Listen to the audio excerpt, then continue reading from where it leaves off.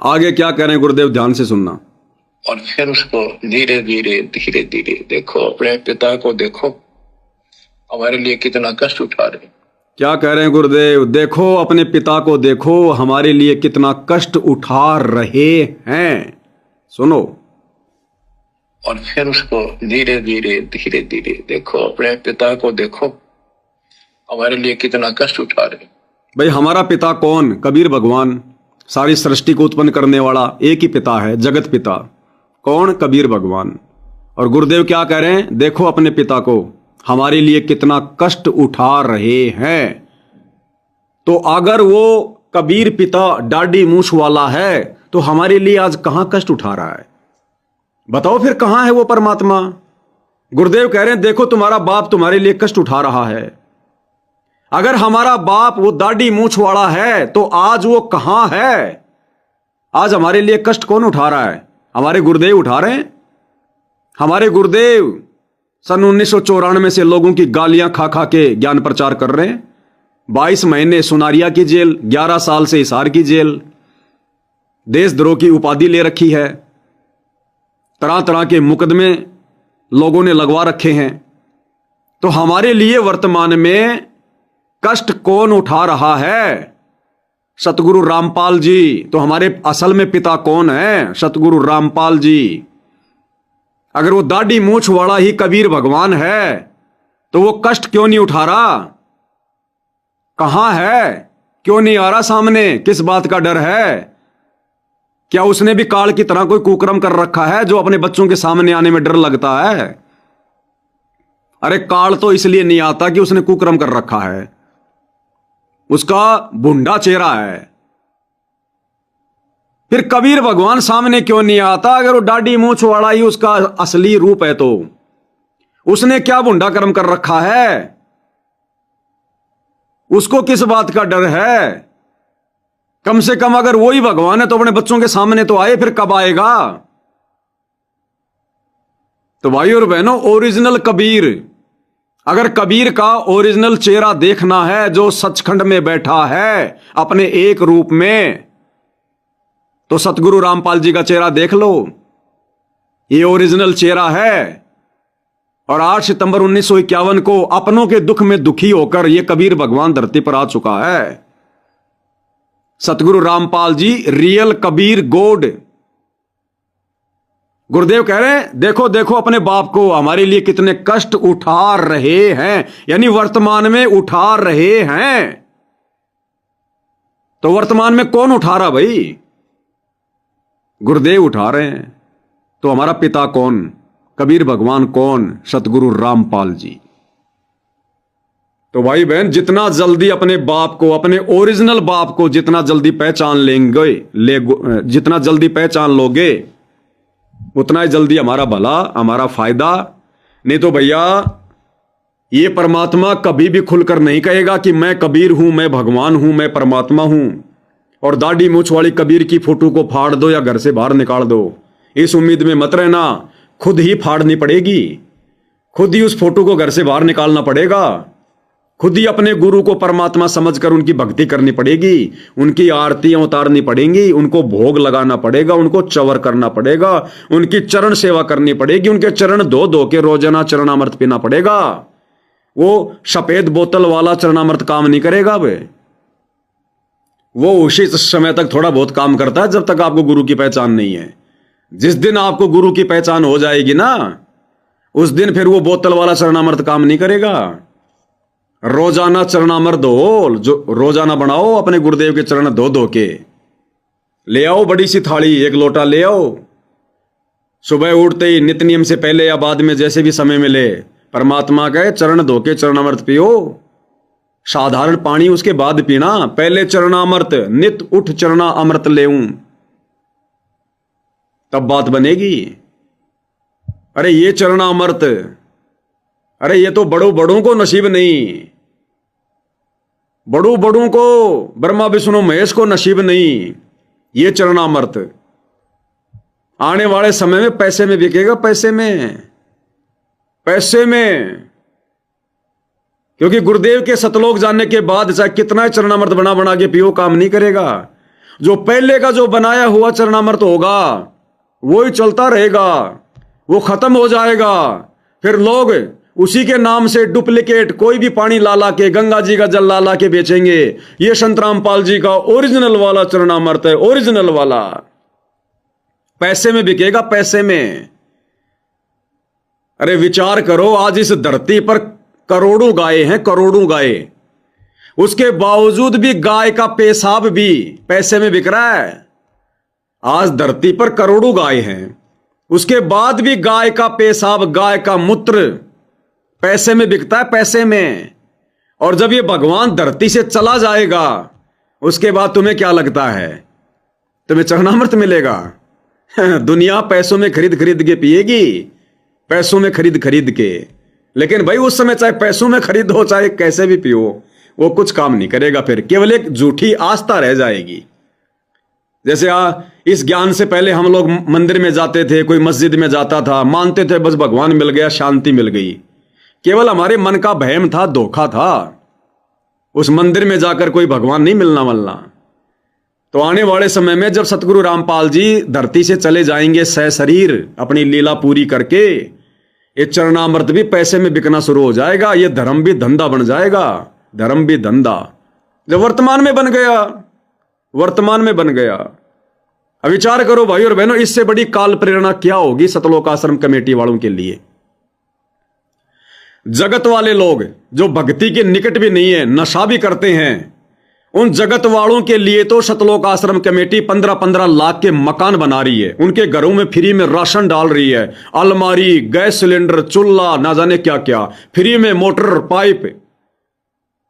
जो लोग भक्ति के निकट भी नहीं है, और जो लोग भक्ति कर रहे हैं और उल्टा सतलोक आश्रम कमेटी को दान कर रहे हैं, उन लोगों को एक 10 रुपए की भक्ति बोध भी फ्री में नहीं दी जा रही।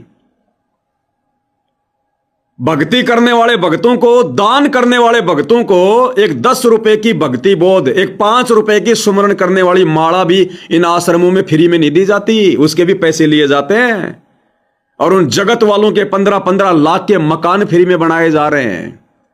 इससे बड़ी काल प्रेरणा, इससे बड़ा धोखा भगत समाज के साथ, इससे बड़ा विश्वासघात अपने गुरु के साथ और क्या हो सकता है? इससे बड़ी मंद बुद्धिता, इससे बड़ी काल प्रेरणा संत रामपाल जी के परिवार के लिए और क्या हो सकती है? विचार कर लो भाई और बहनों, तुम्हारा अपना कौन है? ये तो भक्षक है, भक्षक, रक्षक हमारा गुरु है। इन भक्षकों से पीछे हटो, अपना पीछा छुड़वाओ, साथ संगति से जुड़ो, इस ज्ञान को आधार बना के भक्ति करो, नहीं तो नाव डूब चुकी है। तो भाई और बहनों, आज विशेष संदेश नंबर 16 का भाग नंबर 1 था। परमात्मा ने साथ संगति करवाई। अंत में गुरुदेव भगवान की महिमा करेंगे एक शब्द के साथ में।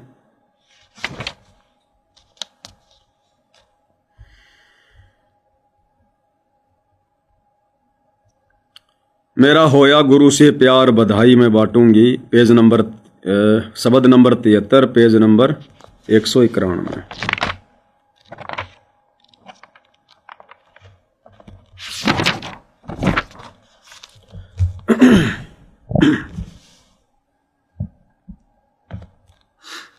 बंदी छोड़ सतगुरु रामपाल जी परमेश्वर जी की जय हो।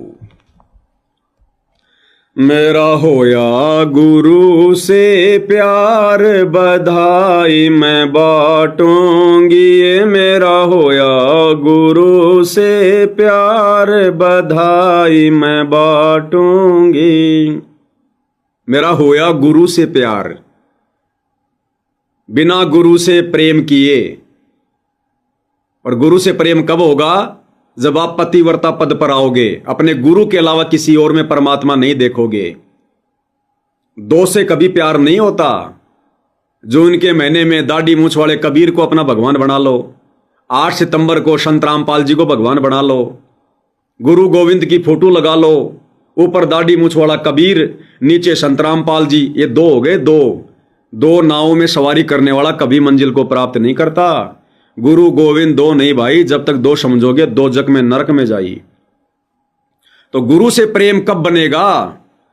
जब एकमात्र अपने गुरु को ही परमात्मा मानकर भक्ति करोगे। मेरा होया गुरु से प्यार बधाई मैं बाटूंगी, ये मेरा होया गुरु से प्यार बधाई मैं बाटूंगी। दिन रात नींद ना आवे है मन कुछ भी नहीं सुहावे है, दिन रात नींद ना आवे है मन कुछ भी नहीं सुहावे है। मैं कर रही सोच विचार जगत से नाटूंगी, मैं कर रही सोच विचार जगत से नाटूंगी, मेरा ओया गुरु से प्यार बधाई मैं बाटूंगी। दिन रात नींद ना आवे है मन कुछ भी नहीं सुहावे। जब हमें गुरु समझ में आ जाएगा, ये ज्ञान समझ में आ जाएगा, तो परमात्मा कहते हैं इस काल लोक के कष्टों को देखकर, लक 84 के कष्टों को देखकर, नरक को देखकर हमें रातों को नींद आना बंद हो जाएगा, नींद भी आना। मन कुछ भी नहीं सुहावे, इस काल लोक की कोई भी चीज मुझे अच्छी नहीं लगेगी। हम परमात्मा जी को भोग लगाते हैं, विनती की वाणी करते हैं, और लास्ट में हम क्या बोलते हैं एक शब्द में, सुख संपत्ति परिवार धन और सुंदर नारी हो।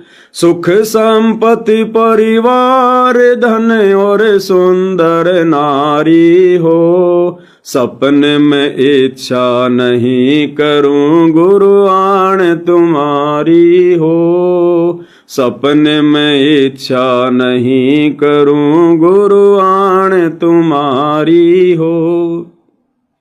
सुख संपत्ति परिवार धन और सुंदर नारी हो, सपने में इच्छा नहीं करूं गुरु आण तुम्हारी हो। गुरुदेव आपकी सौगंध। अरे सब कुछ आ गया इसमें, सब कुछ छोड़ दिया हमने। सुख, इस काल लोक के जितने भी सुख हैं, कोई नौकरी लग जाए, कोई पोता हो जाए, कोई मकान बन जाए, कोई गाड़ी आ जाए, कोई धन मिल जाए, कोई प्लाट मिल जाए, ये सब सुख में आता है। और संपत्ति, ये जो भी संपत्ति हम देखते हैं, धन माया प्रॉपर्टी, सुख संपत्ति, ये परमात्मा मुझे ना तो कोई सुख चाहिए इस गंदे लोक में, क्योंकि सुख हमें यहां पर बहकाएगा, हमें भगवान से दूर करेगा। संपत्ति, हमें यहां का नकली धन नहीं चाहिए अब। सुख संपत्ति परिवार धन, परिवार यानी हे परमात्मा मुझे शादी भी नहीं करनी, मुझे बाल बच्चे भी नहीं चाहिए, मुझे पोता पोती भी नहीं चाहिए, परिवार में सब आ गए। सुख संपत्ति परिवार धन और सुंदर नारी हो। परमात्मा मुझे शादी की भी इच्छा नहीं है, मुझे स्त्री भी नहीं चाहिए। सुख संपत्ति परिवार धन और सुंदर नारी हो। जिसने सतलोक जाना है, परमात्मा कहते हैं सपने में इच्छा नहीं करूं गुरु आण तुम्हारी हो। ए गुरुदेव तुम्हारी सौगंध खा के कहता हूं, मैं सौपन में भी इच्छा नहीं करूंगा। और 2 महीने बाद में जाके रमणी करवा लेता है। अरे रोजाना क्या गा रहा है, सुख संपत्ति परिवार धन और सुंदर नारी हो। हे गुरुजी सपने में भी इच्छा नहीं करूंगा, और जब घर वाले कहते रहे रमणी करवाएगा, देख लो। तो अभी तक हम केवल फोकट में फॉर्मेलिटी के लिए गुरु की महिमा कर रहे हैं। जिस दिन इन वाणियों पर चलेंगे उस दिन परमात्मा इन वाणियों का लाभ देगा। अष्ट सिद्धि और 9 निधि बैकुंठ का वासा हो। अष्ट सिद्धि और 9 निधि बैकुंठ का वासा हो। सो मैं तुमसे न मांगता सब थोतरी आशा हो। देखो भगवान को ज्ञान दे रहे हैं, ये भगवान ये तो सब थोतरी आशा है, ये मुझे नहीं चाहिए। और जब समय आता है, जब ये भगवान एक प्लाट तो बनी जाए, ये परमात्मा बस एक मकान बन जाए बढ़िया सा, नीचे बढ़िया सा हॉल बन जाए, उसमें भगत भाई बहन बैठ के साथ संगति करेंगे। यह भी हमारी कमजोरी है। मैं और कजोड़ भगत जी अक्सर कई बार वैसे बात कर लेते हैं, तो मैं कहता हूं भगत जी अरे तुम्हारे तो जमीन है जयपुर में, बना लो एक बढ़िया सा। हाँ भगत जी एक बढ़िया सा परमात्मा दया करेंगे ना, तो नीचे तो पूरा भगत भाइयों के लिए बनाऊंगा, पूरा 100-200 गज का ना, पूरा साध संगति के लिए, ऊपर अपने लिए बनाऊंगा। तो ये भी भाई और बहनों वैसे सोच अच्छी है, लेकिन आध्यात्मिक दृष्टि से हमारी ये भी एक थोड़ी सी मतलब अब इसको कमजोरी समझ लो चाहे कुछ भी समझ लो, इतना भी हमारे अंदर नहीं आना चाहिए। अष्ट सिद्धि और नौ निधि बैकुंठ का वासा हो। अष्ट सिद्धि नौ निधि में सब कुछ आ गया, 21 ब्रह्मांड की सारी संपत्ति आ गई, और बैकुंठ का वासा जहां लोग जाके ये बोलते भाई हमें बैकुंठ मिल गया, स्वर्ग मिल गया, सुख मिल गया, कहते हैं परमात्मा मुझे तो वो भी नहीं चाहिए इस काल लोक का। अरे धरती से तो अच्छा ही सुख है बैकुंठ में। भगत उसके लिए भी मना कर रहा कि गुरुजी नहीं चाहिए, ये मैं तुमसे न मांगता, ये गुरुदेव मैं आपसे नहीं मांगूंगा, ये सब थोतरी आशा, ये सब बेकार की बातें हैं। और मन में क्या चल रहा होता है, तो परमात्मा महिमा को ऐसे स्वीकार नहीं करेगा। हमने उन नसों को काटना पड़ेगा ज्ञान आधार से। हमारे अंदर वो इच्छा ही जागृत नहीं होनी चाहिए। अब कोई चक्कू लेके मत काट लेना अपनी कोई नस, फिर पवन दास पे मुकदमा करवा दो कि पवन भगत जी कह रहे थे। इस अध्यात्म को अध्यात्म की दृष्टि से समझो, यानी हमने वो सोच ही पैदा नहीं करनी है। हमने इस काललोक का कुछ नहीं चाहिए। एक दिन ये तो वैसे नष्ट होना है जब महाप्रलय होगी, तब यहां रह क्या गया फिर। या ब्रह्मा विष्णु महेश जैसे स्थायी नहीं है, ये काल और दुर्गा स्थायी नहीं है, अक्षर पुरुष स्थायी नहीं है, फिर हम किस सुख की उम्मीद करें यहां। तो इसलिए भगत कह रहा है दिन रात नींद ना आवे है, ये ज्ञान समझ में आने के बाद है कि यहां किस चीज की आशा करूं, किस चीज की उम्मीद करूं। मन कुछ भी नहीं सुहावे, सब नश्वर है यहां पर, आंखों के सामने सब नष्ट हो जाता है, एक दिन वैसे ही नष्ट होना है। तो कौन सी चीज हमारे को अच्छी लगेगी यहां की। दिन रात नींद ना आवे है, मन कुछ भी नहीं सुहावे है, मैं कर रही सोच विचार जगत से नाटूंगी। मैं सोच विचार कर रही हूं ज्ञान को आधार बना के, आत्मा के ऊपर परमात्मा कह रहे हैं जगत से नाटूंगी, यानी अब मैं समाज की झूठी परंपराओं को नहीं निभाऊंगी। ये झूठे बार त्योहार, तीज त्योहार, ये ब्याह शादी जन्मदिन, ये फलाने दिखने फंक्शन, ये मैं नहीं निभाऊंगी, जगत से नाटूंगी, मना करूंगी लोगों को धीरे धीरे। भैया हमने लोकलाज में नहीं फंसना, हमने तुम्हारी इन गलत परंपराओं में पढ़कर भक्ति और भगवान से दूर नहीं होना। जगत से नाटूंगी, मना करूंगी स्पष्ट कि हमें तो भगवान चाहिए, हमें समाज नहीं चाहिए। मेरा होया गुरु से प्यार बधाई मैं बांटूंगी। मेरे झाल प्रेम की उठे है, मेरे अंत तरंगा छूटे है, मेरे झाल प्रेम की उठे है, मेरे अंत तरंगा छूटे है। ना करूं 16 श्रृंगार, इन्हें के मैं चाटूंगी, ना करूं 16 श्रृंगार, इन्हें के मैं चाटूंगी। मेरा होया गुरु से प्यार बधाई मैं बांटूंगी, मेरा होया गुरु से प्यार बधाई मैं बांटूंगी। मेरे जाल प्रेम की उठे, ये ज्ञान समझ में आने के बाद, सतगुरु समझ में आने के बाद, टारगेट जब हमारा मोक्ष बन जाएगा, उसके बाद वो लहर की मेहर ऑटोमेटिक हमारे अंदर हिलोरे लेंगे। हमें रह रहकर सतलोक के सुख याद आएंगे। हमारे मन में हमेशा ये लहर उठेगी, कब चले सतलोक, कब चले सतलोक, कब गुरुजी सार जेल से बाहर आएंगे, कब गुरुजी आकर हमें सार शब्द देंगे, कब गुरुजी हमें यहां से बाहर निकाल कर लेकर चले जाएंगे, कब आएगा वो सतलोक वाला विमान, कब मेरा नंबर आएगा इस गंदे लोक से बाहर निकलने का। इन सब बातों को लेकर ये ज्ञान समझ में आने के बाद भगत के मन में हिलोर उठेगी। मेरे झाल प्रेम की उठे है, मेरे अंत तरंगा छूटे है। ना करूं 16 श्रृंगार, इन्हें के मैं चाटूंगी। ये 16 श्रृंगार जो माता बहनें करती हैं अपने पति को खुश करने के लिए, दुनिया को खुश करने के लिए कि मैं सुंदर लगूं, ये ज्ञान हो जाने के बाद आत्मा कहती है कि मैं ये भारी दिखावा नहीं करूंगी, ये सोने चांदी के आभूषण, आर्टिफिशियल आभूषण, ये दिखावा नहीं करूंगी। मैंने अंदर से भगत बनना है, ये भारी दिखावा मेरे किसी काम का नहीं है। ये 16 श्रृंगार करके क्या मैं चाटूंगी जो मेरे किसी काम का भी नहीं है, जो मुझे भगवान से दूर करे।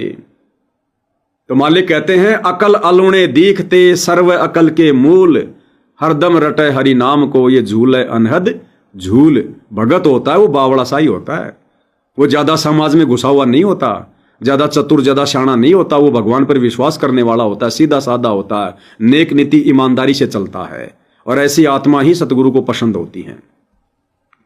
मैंने ऐसा पति परणाया है जो जन्म मरण मिटावे है। मैंने ऐसा पति परणाया है जो जन्म मरण मिटावे है। वर वरु विशंबर नाथ रंडापन काटूंगी। वर वरु विशंबर नाथ रंडापन काटूंगी। मेरा ओया गुरु से प्यार बधाई मैं बांटूंगी। मैंने ऐसा पति परणाया, यानी मैंने ऐसे पति के साथ में शादी कर ली, मेल कर लिया, सतगुरु से उपदेश ले लिया, जो जन्म मरण मिटावे है, जो सदा सदा के लिए मेरे जन्म मरण के दीर्घ रोग को नष्ट कर देगा। मैंने ऐसे पति के साथ में संपर्क साध लिया। वर वरु विशंबर नाथ, वर यानी पति, वरु यानी धारण करूं, विशंबर नाथ यानी कबीर भगवान। वर वरु विशंबर नाथ रंडापा न काटूंगी। अब मैंने असली अमर अविनाशी पति को गुरु रूप में अपना लिया। अब मेरा आगे जन्म नहीं होगा। अगर मेरा आगे जन्म होता तो मुझे कोई सांसारिक कोई पति मिलता, कोई पत्नी मिलती, फिर वो पति मेरा मर जाता, फिर मैं रंडापा काटती, यानी मैं विधवा होके जीवन जीती। फिर रंडापा यानी विधवा होके जीवन जीना। तो कहते अब मुझे सच्चा सतगुरु मिल गया। वर वरु विशंबर नाथ रंडापा ना काटूंगी। अब मुझे वो दुख नहीं देखने पड़ेंगे जो दुख आज से पहले मेरे पति के मरने पर मुझे सहन करने पड़ रहे थे, मुझे देखने पड़ रहे थे। अब आगे जब मेरा मनुष्य जन्म ही नहीं होगा, मेरी मोक्ष ही हो जाएगा, तो मेरी शादी भी नहीं होगी। शादी नहीं होगी तो यहां पर मेरा पति भी नहीं मरेगा, पति नहीं मरेगा तो मुझे रंडापा भी नहीं काटना पड़ेगा। मेरा होया गुरु से प्यार बधाई मैं बांटूंगी। सखीरी मेरे भाग पूरब ले जागे है। मेरे बर्म भूत सब भागे है। सखीरी मेरे भाग पूरब ले जागे है। मेरे भरम भूत सब भागे है। न्यों गावे मीरा दासी के दिल ने डांटूंगी। न्यों गावे मीरा दासी के दिल ने डांटूंगी। ये मेरा ओया गुरु से प्यार बधाई मैं बांटूंगी। सखीरे मेरे भाग पूर्व ले जागे, कि मेरे गुरुदेव भगवान के आशीर्वाद से मेरे पूर्व जन्मों की भक्ति के प्रतिफल में, क्योंकि पिछले जन्म से होते हैं पूर्ण हंस मुराद। ये खाली भाई और बहनों वर्तमान की भक्ति से या वर्तमान में हमने कोई अच्छा काम कर दिया हो नाम लेने से पहले कि भाई जिसके प्रतिफल में हमें भगवान मिल गया, भक्ति मिल गई, नहीं। ये हमारे करोड़ों मनुष्य जन्मों की तपस्या का फल है, भक्ति का फल है, सतगुरु की सेवा का फल है, जो आज परमेश्वर ने दया बख्शी हमें अपनी शरण में लिया। सखीरे मेरे भाग पूर्व ले जागे, यानी वर्तमान में सच्चे सतगुरु की संगत मिलना, शरण मिलना, ये असंख्य मनुष्य जन्मों की तपस्या का फल होता है। मेरे भरम भूत सब भागे। अब गुरु ने ज्ञान ऐसा दे दिया, शंका नाम की कोई चीज है ही नहीं, तो मेरे सारे भ्रम भूत भाग गए, मुझे कोई संदेह नहीं, कोई शंका नहीं है। न्यू गावे मीरा दासी के दिल ने डांटूंगी। अब मैं इस ज्ञान को आधार बना के दृढ़ होकर अपने दिल को डांटूंगी, अपने मन को अपने ऊपर हावी नहीं होने दूंगी। सतगुरु ने जो ज्ञान दिया उस ज्ञान पर चलूंगी, भक्ति करूंगी, इस प्रकार से मोक्ष प्राप्त करूंगी।